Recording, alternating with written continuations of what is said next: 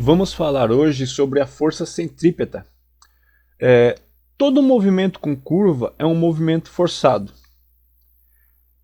Tem que ser sempre uma força para o centro, daí o nome centrípeta. E essa força está sempre em 90 graus com a velocidade. E isso faz o corpo andar em círculo. Vamos utilizar o exemplo aqui desse alvo, como se fosse um círculo com o seu centro. Imagine que todo objeto tende a seguir em linha reta. Aí uma força, no caso a força centrípeta, o puxa para o centro desse círculo, num ângulo de 90 graus. Imaginando um veículo, para que ele não passe reto numa curva, a força centrípeta, puxando para o centro, vai fazer com que ele continue fazendo a curva sem nenhum problema. E se a força centrípeta continuar atuando no objeto, vai continuar sendo feito essa curva, até que ela deixe de trabalhar. Para termos uma melhor compreensão da força centrípeta, vamos para uma cena clássica. Imagine um carrinho na estrada, está aqui meu carrinho, andando pela estrada, e aí ele vai chegar num ponto onde ele tem que fazer uma curva. A tendência de todo objeto é continuar em linha reta. O que vai fazer ele conseguir fazer a curva é a força centrípeta, apontando para o centro do círculo.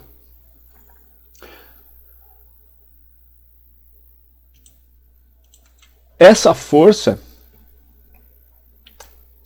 vai garantir que o carro consiga fazer a sua curva sem nenhum problema, como a gente pode ver aqui na imagem. É graças a essa força centrípeta que o carro não passa reto. Aí nesse momento, a força centrípeta deixa de agir e o nosso carrinho pode seguir viagem em linha reta. Nesta outra representação, vamos imaginar uma pista oval, onde nós temos ali o carrinho, e para que ele consiga fazer toda a curva, todo o percurso, como a gente lembra, ele tem uma força que sempre vai fazer ele ir para frente, passar em linha reta, e vai ter a força centrípeta que vai fazer com que ele seja puxado para o centro do círculo. Com isso, formando o ângulo de 90 graus, ele consegue fazer todo o percurso em curva sem nenhum problema.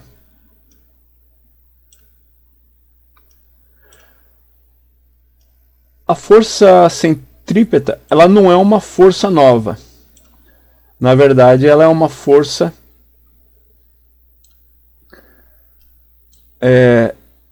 no caso, ela é resultante da força de atrito que há entre o pneu do veículo, do carrinho, com o asfalto, no caso.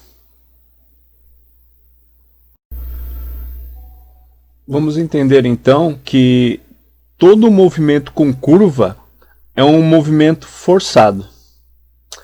A força centrípeta pode ser mostrada da seguinte forma: força resultante é igual massa vezes aceleração. Então, força centrípeta é igual massa vezes aceleração centrípeta,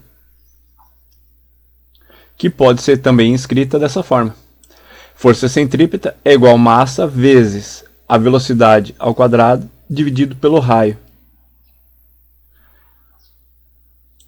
O raio é a distância do centro até a borda. Então nós temos aqui, no caso do exemplo do carrinho que a gente viu, que a força de atrito, no caso, é igual à força centrípeta.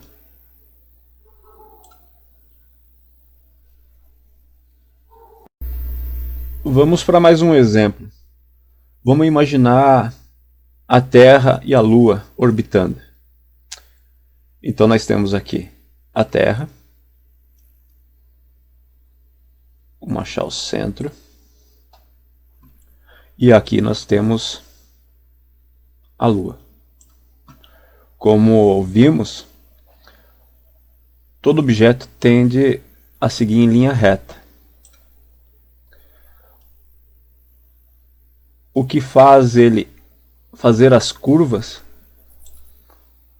é a força centrípeta, que no caso da Lua está apontando para o centro da Terra. Isso faz com que a Lua fique orbitando o nosso planeta. Ela tenta escapar, mas a força da gravidade da Terra não deixa, e ela fica fazendo esse movimento, seguindo aquela regra da lei, aquela regra do 90 graus. Então podemos dizer que, nesse caso, a força gravitacional é igual à força centrípeta. Ou seja, é igual a massa vezes a velocidade ao quadrado dividido pelo raio, no caso aqui, o raio da Terra. Vamos para mais um exemplo. Imagine uma pessoa com uma pedra, girando uma pedra, e você está vendo de cima, uma visão aérea. Ele está segurando a ponta da corda e girando a pedra com bastante velocidade. Essa pedra vai ficar girando em torno desse eixo. Nesse caso, podemos dizer que a força centrípeta é igual à força de tração, que é igual a massa vezes a velocidade ao quadrado dividido pelo raio. Vamos para mais um exemplo. Nesse caso, vamos mostrar como seria referente ao globo da morte.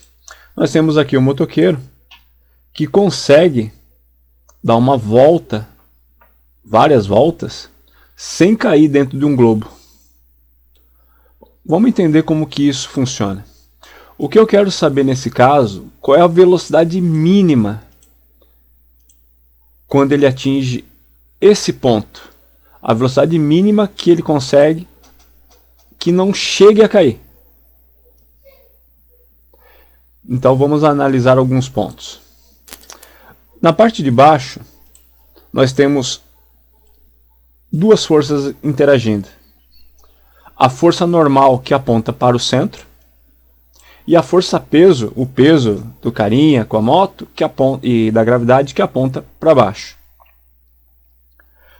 Quando ele está nessa outra posição, na parte superior, nós temos também duas forças agindo, só que ambas estão apontando para o centro, estão apontando para baixo.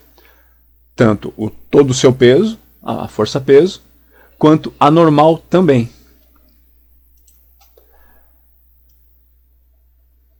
Podemos dizer que na parte superior, a força centrípeta é igual a normal mais o peso, enquanto que na parte de baixo, a força centrípeta é igual a normal menos o peso, porque pode ver aqui que o peso é o único que não está apontando para o centro. Então ele não faz parte da força centrípeta, ele na verdade está atrapalhando.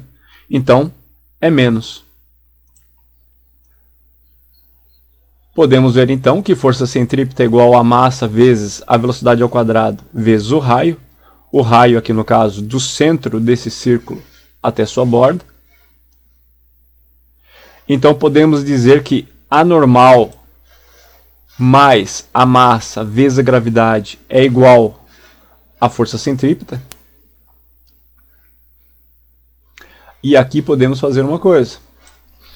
Como a normal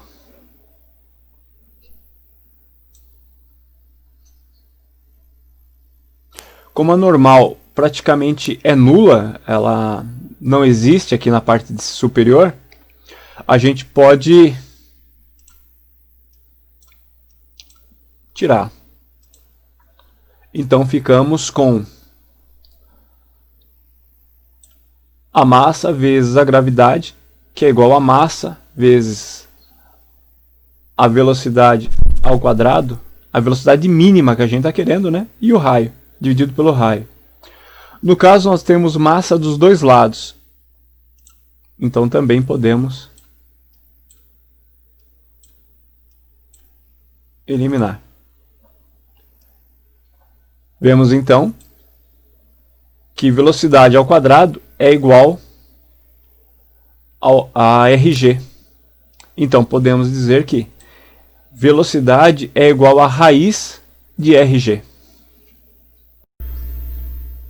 No ponto superior, a normal é descartada, porque como o objetivo é descobrir a velocidade mínima que ele precisa estar neste ponto, ou seja, naquele momento que ele está quase se desprendendo para cair, a menor velocidade que ele consegue. Então, nesse caso, a força normal praticamente é nula aqui. Por isso, ela pode ser descartada.